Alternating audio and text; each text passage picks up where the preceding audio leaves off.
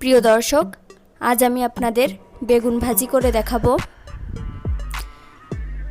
দেখুন, প্রথমে আমি একটি বেগুন কেটে নুন এবং হলুদ দিয়ে মেখে রাখছি। এরপরে আমি কড়াইতে 4টা ঝাল ভেজে নিব।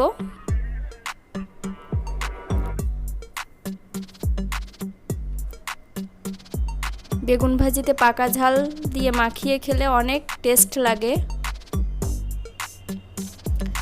এরপরে আমি কড়াইতে আবার তেল দিয়ে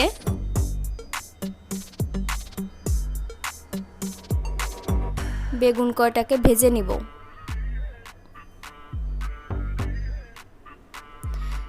আমি বেগুনগুলোকে 30 মিনিট আগে নুন ও হলুদ মেখে ঢাকনা দিয়ে রেখে দিয়েছিলাম, যাতে বেগুন ভাজিটা নরম হয়।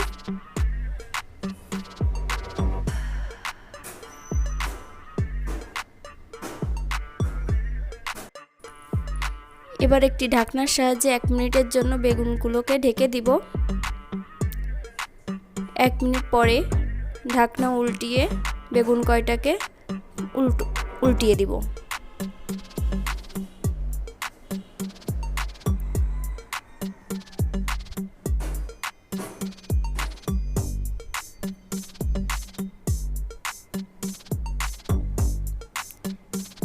এরপর আবার ঢাকনার সাহায্যে আর 1 মিনিটের জন্য ঢেকে দিব।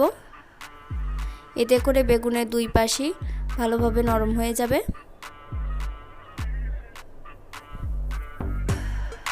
দেখুন, 1 মিনিট পর উঠিয়ে নিলাম।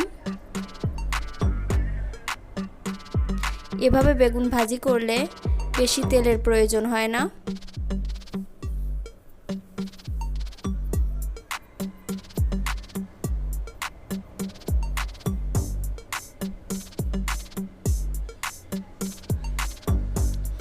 এরপর আমি বেগুন কয়টাকে তুলে নিব।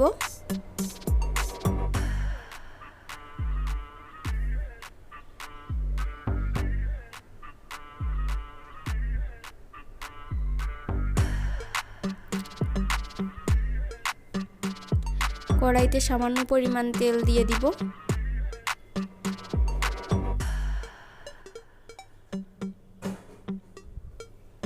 আগে থেকে বেটে রাখা পেঁয়াজ ও রসুন দিয়ে দিব। মরিচ বাটা,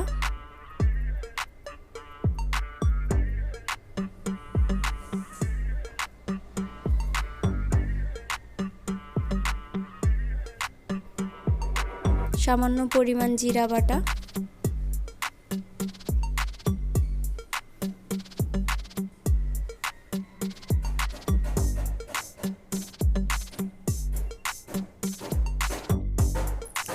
পরিমাণ মতো লবণ এবং হলুদ দিয়ে দিব। মশলাটা হালকা ভাজি হয়ে আসলে এর ভিতরে ভেজে রাখা বেগুনগুলা দিয়ে দিব।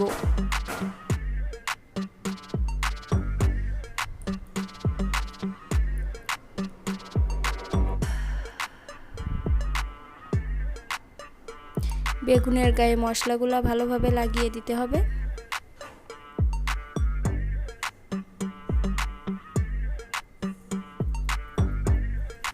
এভাবে আপনারা একবার বেগুন ভাজি করে খেয়ে দেখতে পারেন, অনেক সুন্দর হয় বেগুন ভাজিগুলো।